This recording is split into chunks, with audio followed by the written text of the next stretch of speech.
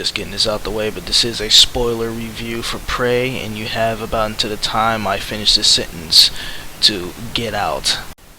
Gather around the fire and listen to my words. This is my analysis or review of Prey, the movie that most people on the internet hold in high regards as the near perfect movie. Better than the first, or as good as the first. I looked everywhere and seen these high reviews, and it made me want to watch it. Well, I seen it, and now I no longer trust anyone's word when it comes to movies. Even the people I think have good taste and judgment in media say it's not bad. It is an awful movie, with no memorable characters, and modern woke messages. The main character, Naru, her only story arc is winning the hunt just because they say she can't, despite no one ever stopping her. Well, I wrote down a few points to illustrate just how bad this movie is. And just so we're clear, Prey is the next movie in the Predator series. Number 1. Why is a healer walking about with war paint on? On a side note, why is she sleeping in war paint? Number 2. The main girl tries to hunt a deer, so she throws an axe at it, misses, and then the deer darts away.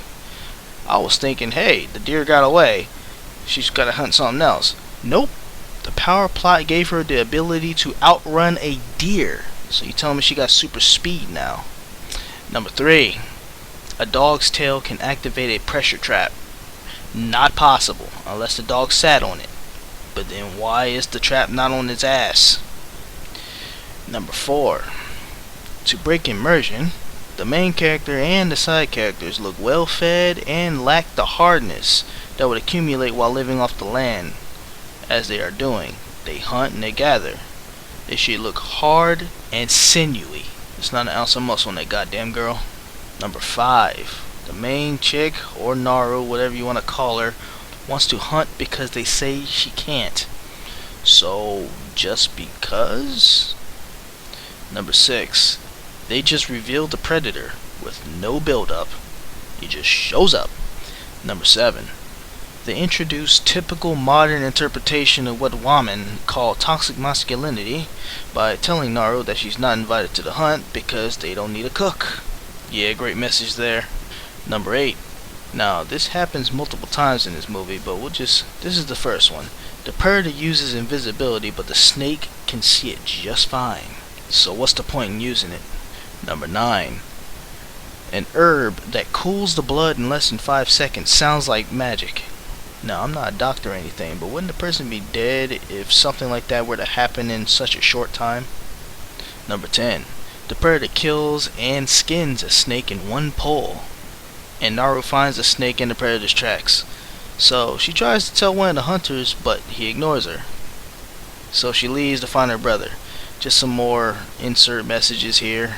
Not as bad as the others. Number 11. Naru finds her brother and they are hunting a mountain lion. One hunter gets got while he is monologuing to Naru about how much better he is than her. Number 12. In her attempt to fight the lion, she falls off a branch and hits her head on the rock, knocking her unconscious. So my problem is, why didn't the lion just drop down on her chest like a shadow hag and start eating her immediately? That's some thick plot armor. On a side note, Naru's brother is making blood trails like a trap for the lion to draw him in, so he's nowhere near her when she's confronting this lion. There's no way she didn't get eaten, dog. Number 13. So, Naru wakes up in the village. So apparently, Naru's brother interrupted the mountain lion in his possible victory feast to carry her back to the village, then travel back to kill the lion, then carried said lion back to the village. Fucking what now? Number 14. Naru is mad because her brother says she can't go out to hunt the Predator that she's been tracking. Her brother told her that her hunting skills are not up to par, and she's somehow mad about the truth of the matter. Number 15. So she sneaks out of the village to go hunt something that she suspects is bigger than a bear, but has trouble staying awake fighting a mountain lion. Yeah, they use some symbolism here where her entire village is walking one way, but she has to be different. She's walking the opposite way. This fucking movie, dude. Number 16. Once again, the predator's invisibility means nothing, but this time it's to a wolf. The predator kills a wolf because it bit down on a rabbit for some reason. Could have sworn predators like to hunt stuff that's worthy, right? Number 17. So, she throws an axe and thinks to herself, I wonder how I can magically grab my axe without having to grab it manually. I know. I'll tie a rope to my throwing axe. Anyone who knows physics know this shit ain't happening. Alright, so number 18. So, because she tied a rope to an axe, she can call it back to her hand magically like it was Mjolnir, just by tugging on the rope a little. Not possible. A throwing axe needs to spin in the air when thrown. So how is this even possible with a rope tied to it? Even worse, when the axe head is embedded in wood, a simple tug on the rope will not bring it back to her hands. There isn't even a notch in the axe handle to hold the rope so it won't slide off whilst being pulled. And because she tied a rope to her axe, those rabbits she was missing the first time she was throwing the axe, she just magically can hit them now that there's a rope tied to it. Number 19. For a so-called good hunter that she says she is, or thinks she is, she sure did fall into an obvious quicksand bog. Number 20. So a bear is eating his fresh kill, and the bear happened to catch wind of Naru, and he's immediately interested in her for some odd reason. Which is a cool concept. I mean, you're downwind, the bear smells, but he wouldn't just leave his fresh kill. He would take his kill somewhere else to eat it. He wouldn't just immediately abandon it and then go looking for her.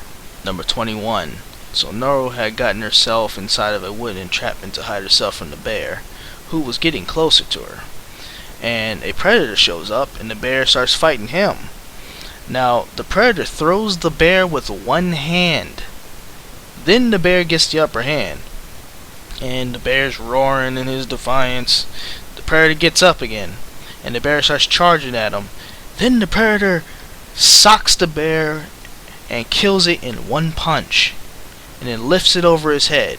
That's a strong ass dude. Predator's strong as fuck, and the movie is establishing just how strong the predator is for a reason. Number 22. Naru tells the hunters about the predator, but they don't believe her, and when she tries to walk away, she throws the first punch when they try to stop her.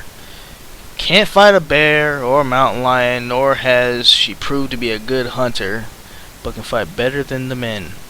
A healer. And the only time she got hit in this fight is when someone pushed her into the fist. She only gets hit a few times in this movie, and it's not the way you think. Number 23. Some hunters try to fight the predator face to face but fails. The predator decides to decimate the hunters one by one. Number 24. She can outrun a deer, but is a slow runner all of a sudden now, like she has arthritis in her knees. The predator chases Naru until she falls into a pressure trap. I guess the predator just didn't care anymore, huh? Because he doesn't kill her. And by the way, these traps are set by the Frenchmen in this movie, and those traps are made for the predator. Number 25. The Frenchman rifle butt her in the face and knocks her out and captures her, leaving her in a wooden cage, unmolested, untortured.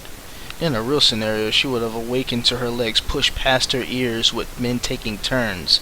Plot armor again. Number 26. So there's a Frenchman that can speak her language and tries to get information about the predator. He does it in a pretty cordial way. But there's always that one guy they have to demonstrate in these types of movies where there's a female protagonist. It has to be that angry guy. So there's an angry Frenchman. He gets impatient and brings out Naru's brother, and the Frenchman gently swipes a knife across her brother's chest, literally just barely breaking the skin, and she's just wailing like a banshee, and so is he. So the Frenchman then used them both as bait to draw in the predator, which does work. Number 27. The predator casually walks through an army of Frenchmen, all armed with rifles and pistols, killing nearly all of them easily. This predator has bolts and advanced arrows that can penetrate several thick trees easily, advanced technology. So where's your fucking armor? Number 28. Just stating this, but the Predator has a shield that can block bullets, can sever the head of a man, and cut the thick tree in half behind him. Food for thought. Number 29. Naru's brother steals Arnold's line. If it bleeds, we can kill it. Just to add to the cringe. Number 30. During the fight, the Predator sets down a bomb and starts jumping tree to tree, like a Predator should, and hasn't done this entire movie. Get your ass in these trees and start doing Predator shit, is what I say. He's been literally walking on flat land the entire movie. Number 31. Naru. A 90-pound or so girl fights 4 or 5 armed grown men, one with a rifle, and wins without getting hit. And during the fight, she uses some more of that magic with Axe Mjolnir. Number 32. The Frenchman that can speak her language shows up with a missing leg, asking for healing in exchange for showing her how to use a pistol. Naru gives the dude some magic herbs that cooled his blood. The Predator shows up and starts looking around. He didn't see the injured man until he stepped on him, causing him to scream. The Predator kills the injured man quickly, even though he was no threat. So why didn't the Predator kill Naru those other times when she had a weapon in her hand? Number 33. Naru's brother fights the Predator hand to hand and, well, the Predator kills him. She aims a pistol at the Predator, but for some reason, he doesn't kill her, and he just allows her to escape. Plot armor's too thick. Yeah, I get it. Naru's brother comes back with that last stab before he dies, which magically distracts the Predator, which allows her to get away because the plot allows for it. You can't have her harmed or killed in the movie, of course, even though she can pull a Batman and disappear right in front of the Predator's eyes, but whatever. Number 34. Naru wakes up with the angry Frenchman washing himself in the stream close by, just conveniently there for her to take. So she does exactly that. She captures him, and apparently she knows exactly how to use Predator's tech, which can sever a limb. So she captures the man, cuts off his leg with that tech, and then leaves him with an empty rifle.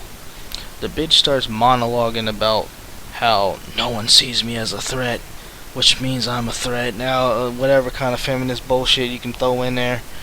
And the guy starts loading the gun, dumping some gunpowder in there, knowing it's empty, and he tries to fire it anyway, but the Predator magically shows up for her, sees him holding the gun, and the Predator kills him for her, like he's an assist from Marvel vs. Capcom. Number 35. I'm just gonna restate this. The angry Frenchman knows the gun is empty while he's loading gunpowder into it. He's packing the gunpowder inside, does not load a projectile into it, and you still fire it because... Number 36. She starts using the trees better than the Yautja, and drops down on the Predator's shoulder like Rikimaru from Tenchu. He then throws her off of him with that godlike strength. She then proceeds to fight the Predator, and the Predator seems to forget how to fight, and she forced him to cut off his own arm after passing her his spear-like weapon. Just literally threw it at her side when the dog bit him.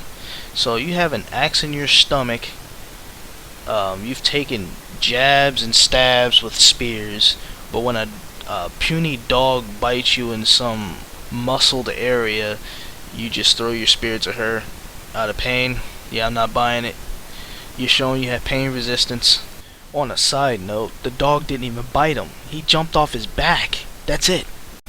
Alright, so the Predator backhand slashes Naru in the face with that shield that can cut down trees. And she's not dead. And she has no cut on her face. The Predator slams her with that strength that should have killed her. The same strength that could lift a bear with ease. She then finds that same strength that he had to kick against the ground, to slide to some rocks within his grasp, to somehow shield her from his retractable shield. That Predator outweighs her something fierce, putting them into some unreal weight class differences. None of this is believable in the least. Even Arnold was getting ragdolled, and that jacked mofo swung a log at the Predator that shattered when blocked. Arnold had weight, military tactics, and resilience to help him overcome. She has an axe with a rope tied to it. Her kicking against the ground within that grasp that he's holding her down with so she can get anywhere, she ain't making him budge. No, not realistically. Ain't happening. This feels like it's Disney written. Number 37. This Predator that has the strength to kill a bear in a single punch and can lift said bear in the air with ease can't hit a 90-pound girl with a leg injury. Number 38. So she tries to drown the Predator in the quicksand bog and somehow has the Adonis strength to pull him down into it with a rope. Is Naru going to become part of the MCU with these otherworldly feats? Okay, so somehow the Predator forgot about his own technology and the way his own laser-guided weapon works. The Predator shoots his laser-guided weapon knowing there's no laser to guide his projectile and shoots himself in the face. This movie has to be one big dream sequence, and it just takes place while Naru is drowning in a quicksand bog. That's the only way this makes sense. The only way this movie makes sense. So, what we learned in this movie is, in order to hit Naru, you have to trap her first to rifle butt her, or push her into someone's fist. But then she has some kind of halo-like shielding to protect her face when slashed by the Predator's shield that can fell trees in a single slash. She has better plot armor than Cole Young in that god-awful Mortal Kombat reboot. This movie is trash. You can like this movie and lie to yourself all you want. I'm not lying to myself. I'm not trying to get some kind of interview with the cast and crew. This laboratory has been This movie is garbage. Don't waste your time.